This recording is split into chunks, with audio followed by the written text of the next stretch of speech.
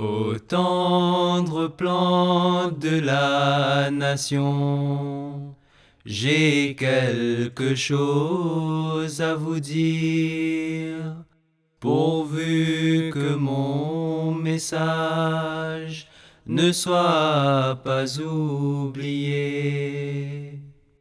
Assalamu alaikum wa rahmatullahi wa barakatuhu.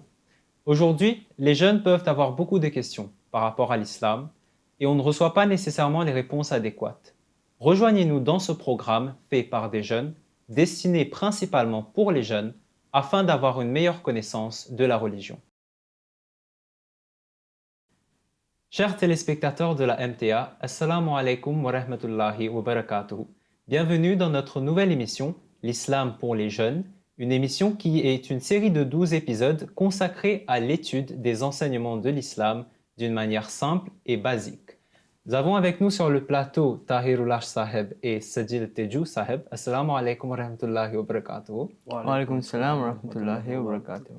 Donc, au cours de ces 12 épisodes, nous allons aborder plusieurs thèmes autour de la belle religion qu'est l'islam. Nous allons parler à propos de la personne même de Dieu, de ses attributs.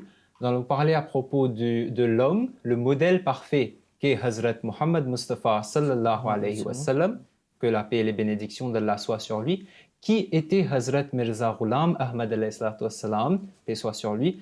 Nous allons aussi parler de l'institution du khilafat en islam et surtout, comment sommes-nous, les musulmans ahmadis, différents des autres?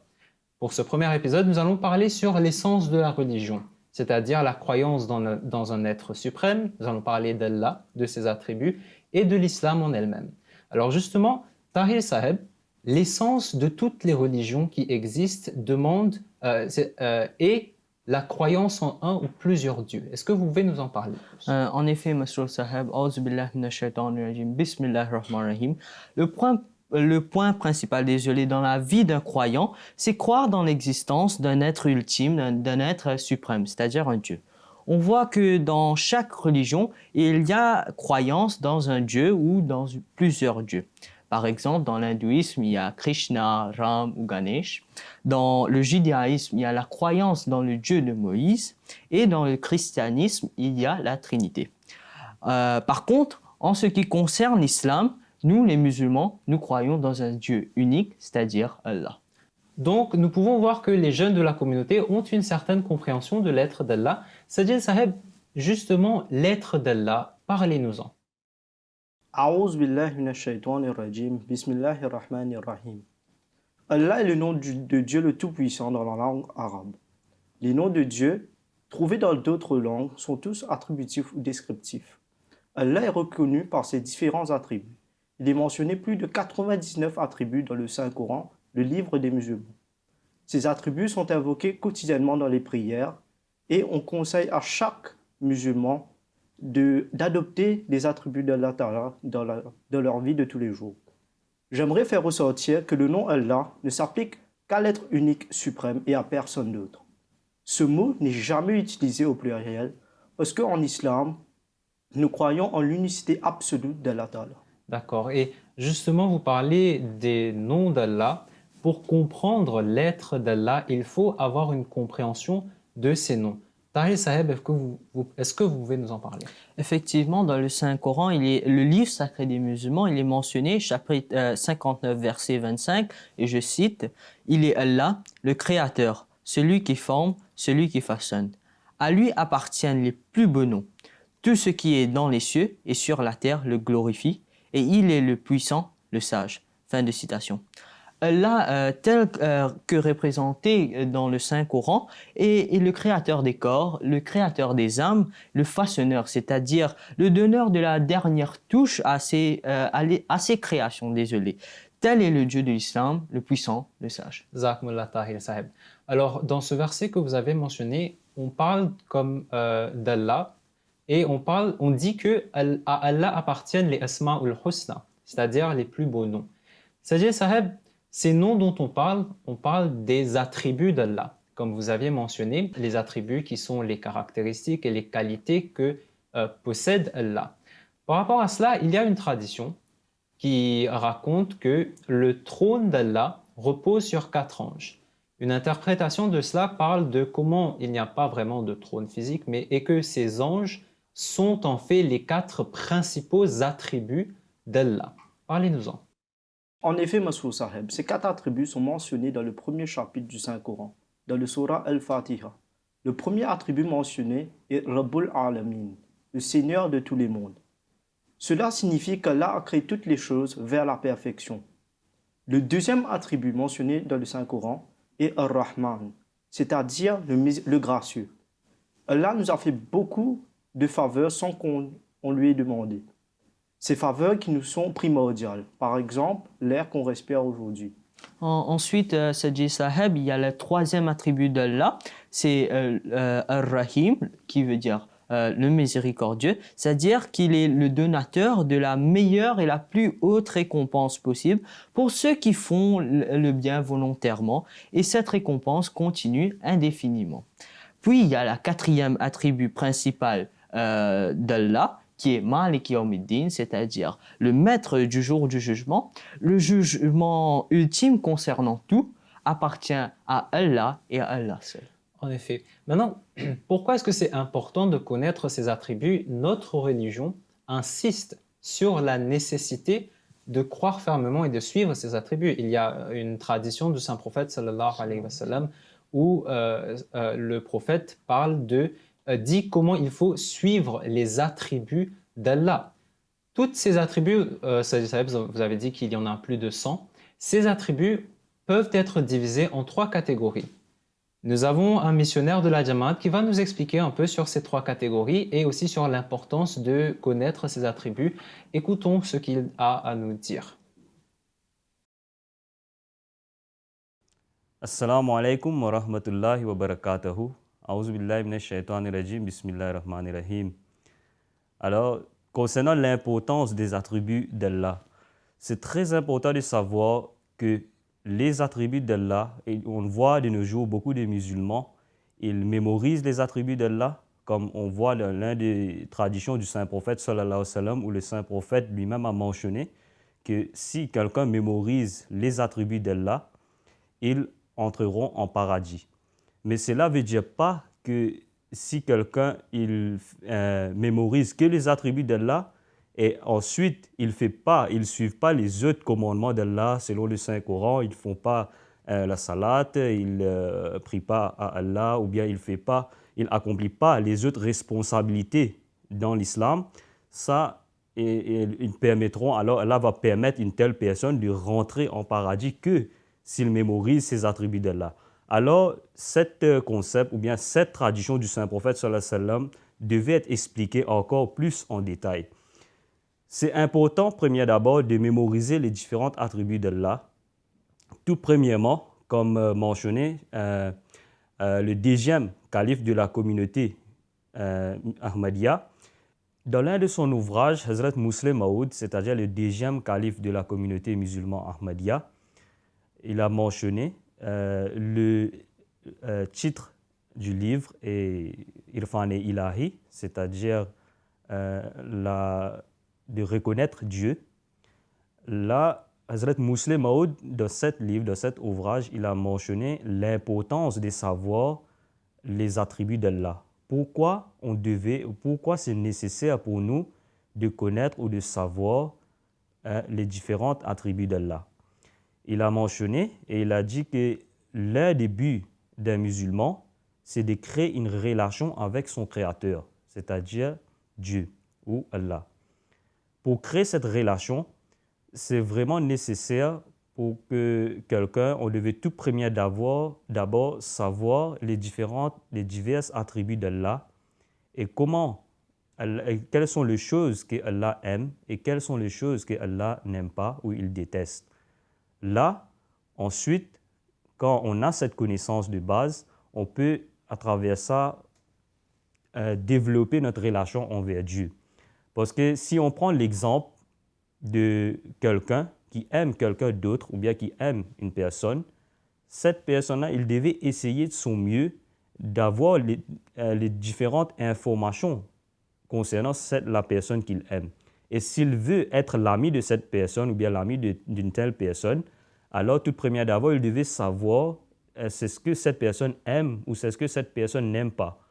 Parce que s'il sait que, par exemple, on sait qu'une personne, il aime telle chose ou bien il aime tel genre de nourriture, il se comporte, il déteste les mensonges, par exemple, et alors nous, on ment, alors définitivement, il n'y aura pas une similarité entre les deux amis. C'est-à-dire, à chaque fois, si on voit, c'est très naturel de nous-mêmes, si on veut établir, on veut développer une relation avec quelqu'un, on veut être proche de quelqu'un, on devait tous premier d'abord savoir les différentes choses que cette personne aime ou cette personne n'aime pas. Et en raison de ça, on essaie d'adopter ces principes pour pouvoir créer une bonne relation avec une telle amie, etc. C'est la même chose alors pour Dieu. Dieu, il a certaines caractéristiques, il a des choses qu'il aime et il y a des choses qu'il déteste. Ça, c'est ce qu'on appelle les différents attributs de Dieu. Par exemple, Dieu est très pardonnant, Dieu aime pardonner les gens quand ils fassent des erreurs. Mais Dieu aussi, quand Dieu punit quelqu'un, il punit avec une sens pour réformer la personne, pas pour mettre la personne en difficulté, de donner ou causer, infliger des différentes blessures sur cette personne. Ce n'est pas ça l'intention de Dieu. Si Dieu punit quelqu'un, c'est qu'avec une sens pour réformer cette personne ou bien réformer la personne pour qu'il puisse prendre une meilleure direction ou qu'il puisse amener une vie encore plus saine au-delà ou bien même dans ce monde. Alors c'est la même chose. On devait savoir les attributs de Dieu pour la même raison. Là, on va savoir par exemple, quand on sait que Dieu pardonne, alors nous aussi, si on veut attirer l'attraction, avoir une attraction envers Dieu, on veut attirer son plaisir, être proche de lui, alors on devait adopter ses attributs. Alors c'est ça là, ce sont les principes que Hazrat Muslim Maud a expliqués dans cet ouvrage, nommé Irfan Ilahi.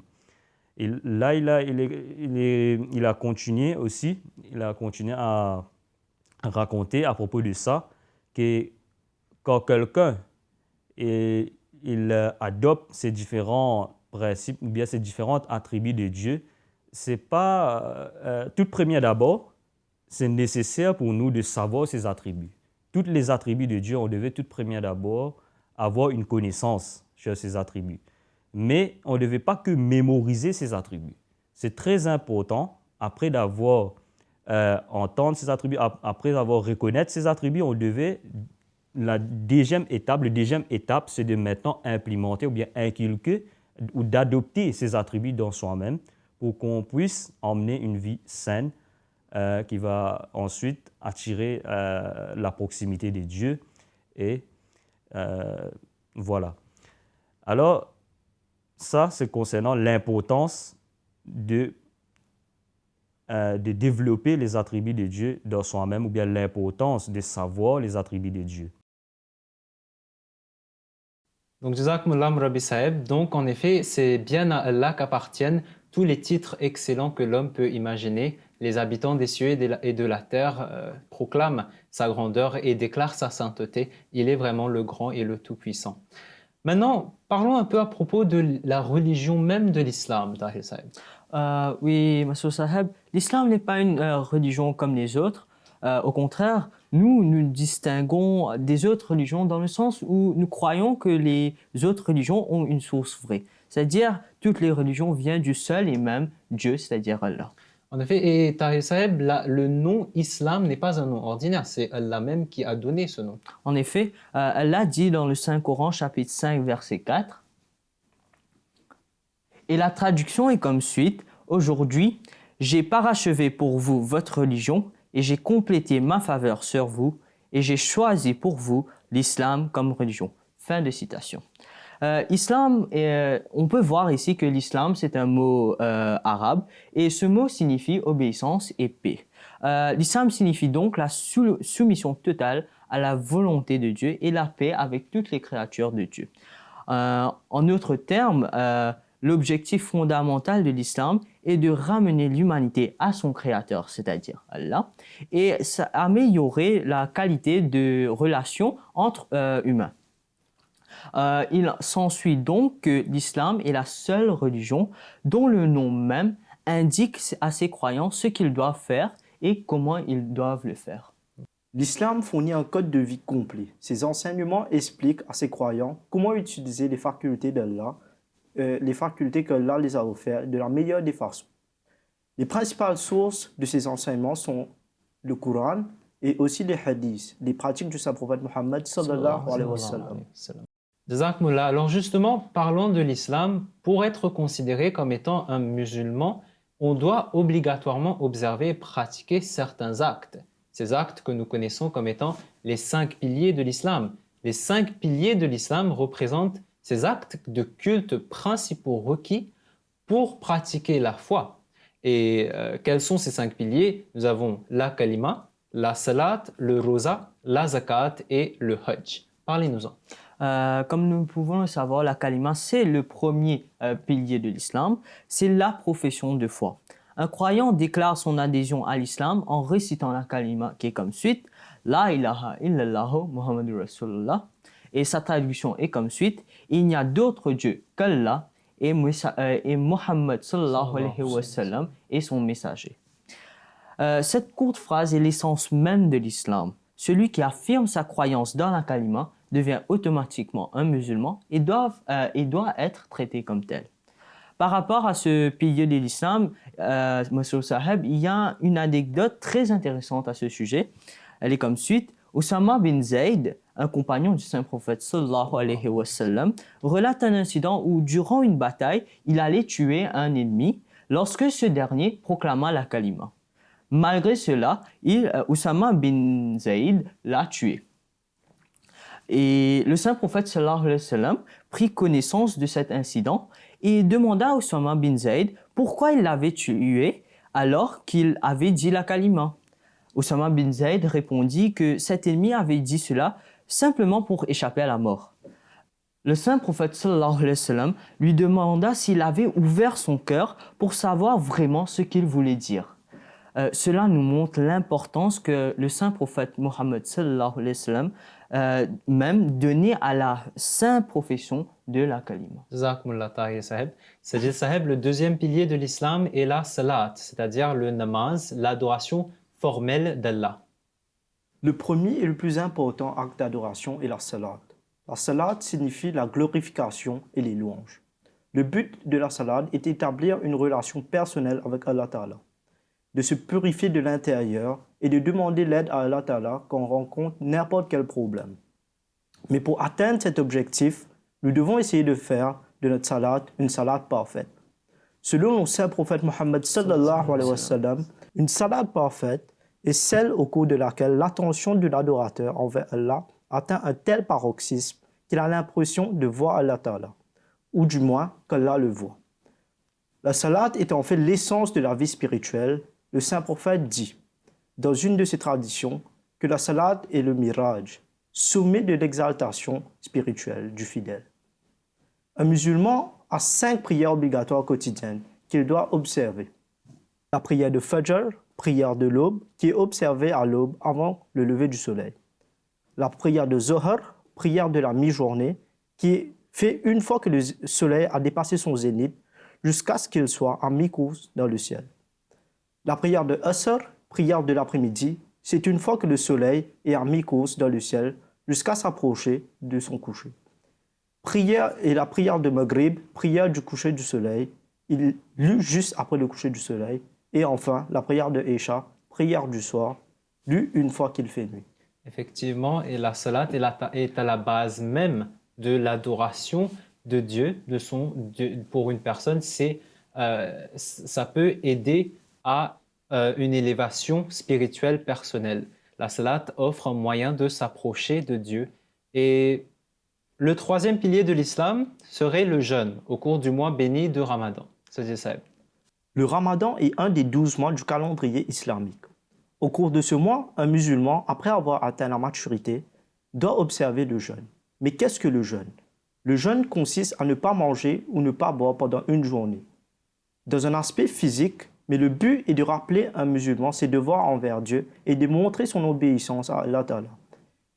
En somme, c'est un stage d'entraînement spirituel intense. D'accord. Et vu que le jeûne en islam est un sujet extrêmement important, nous allons rejoindre un missionnaire de la Jamaat qui va nous parler un peu plus de cet acte d'adoration qu'est le jeûne. Écoutons-le. A'udhu billahi minash shaitanir rajim. Bismillahir rahmanir rahim. Aujourd'hui, je vais expliquer un peu concernant le jeûne du Ramadan. Même Allah a dit dans le Coran que Ya ayyuhallazina amanu kutiba alaykumus siyam kama kutiba alal lazina min qablikum la'allakum tattaqun. Ça veut dire, ô vous qui croyez, le jeûne vous est prescrit tout, comme il a été prescrit à vous devanciers, afin que vous soyez l'abri du mal. Ici, Allah a déjà mentionné concernant le but de le jeûne du Ramadan. Qu'est-ce que le but, l'objectif? C'est que vous soyez l'abri du mal, vous allez avoir crainte d'Allah, vous allez avoir taqwa d'Allah. Maintenant, je vais expliquer un peu ce qui peut observer le jeûne du Ramadan. L'Islam a nous enseigné que le jeûne est obligatoire pour tous les musulmans adultes, ceux qui est sage, en forme et qui habitent dans un endroit tranquillement et qui est mature. Il doit observer le jeûne. Et ceux qui ne peuvent pas observer le jeûne, même Allah a dit dans le Coran, فَمَنْ كَانَ مِنْكُمْ مَرِيضًا أَوْ عَلَى سَفَرٍ فَعِدَّةٌ مِنْ أَيَّامٍ أُخَرَ.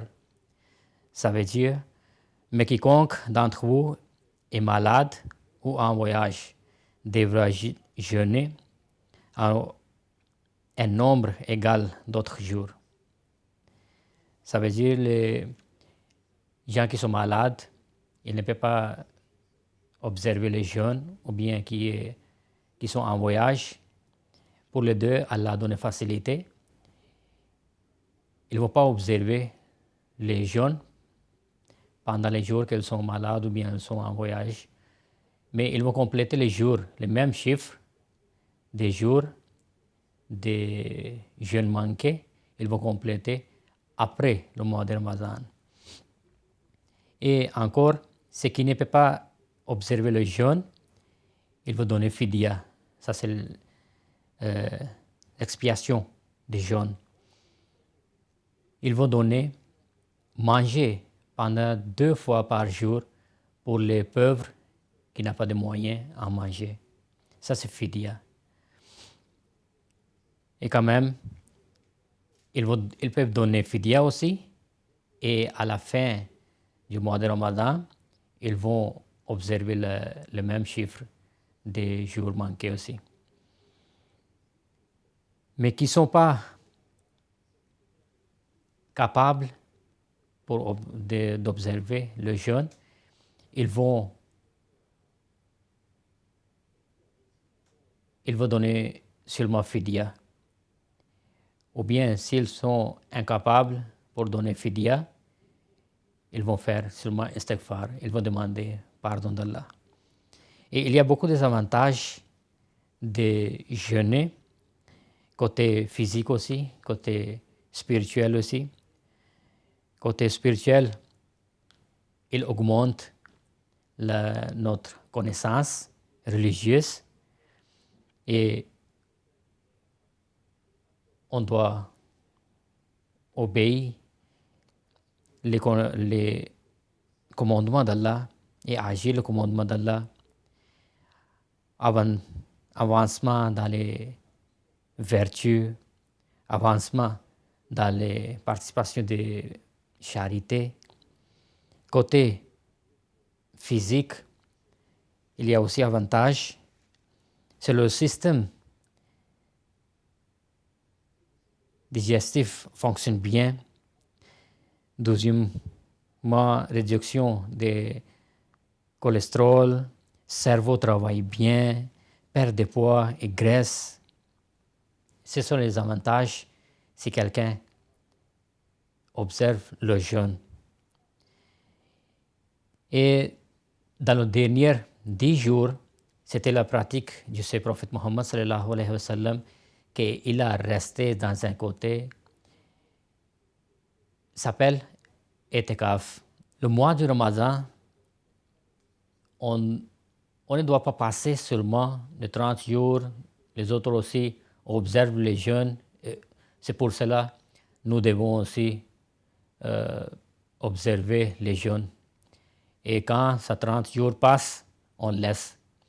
Donc, c'est le mois de Ramadan enseigne-nous d'apprendre les bonnes choses pendant les 11 mois qui viennent après le mois de Ramadan. Jazakumullah Murabbi Saheb. Revenons donc sur le plateau.